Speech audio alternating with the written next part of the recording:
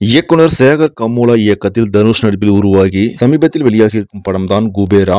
இப்படத்தில் தனுஷுடன் இணைந்து ராஷ்மிகா மந்தனா மற்றும் நாகார்ஜுனா நடித்திருந்தார்கள். மேலும் இப்படத்திற்கு தேவி ஸ்ரீ பிரசாத் இசையமைத்திருந்தார். வித்தியாசமான கதைக்களத்தில் உருவாகி திரையில் வெளிவந்த இப்படத்திற்கு மக்கள் மத்தியில் கலவையான விமர்சனங்கள் கிடைத்து வருகிறது.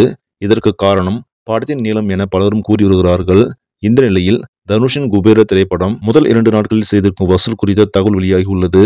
அதன்படி முதல் நாளில் இப்படம் 30 கோடி வரை வசூலித்திருந்தது. அதன் பிறகு 2வது நாளில் படத்தின் வசூல் 15 கோடியாக சரிந்திருக்கிறது. மொத்தத்தில் 2 நாட்கள் முடிவில் உலக அளவில் 45 கோடி வரை வசூலித்திருக்கிறது. ஆனால் தெலுங்கில் இப்படம் பட்டியை கிளப்பிக் கொண்டிருக்கிறது. அதன்படி முதல் நாளில் 10 கோடிக்கு மேலாக வசூல் செய்திருப்பதாக செய்திகள் தெரிவிக்கின்றன. தற்போது மோசமான விமர்சனங்கள் வந்து கொண்டிருப்பதால் இப்படத்தின் வசூல் எப்படி இருக்க போகிறது என்பதை பொறுத்திருந்தான் பார்க்க வேண்டும்.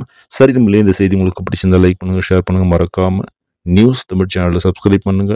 நன்றி.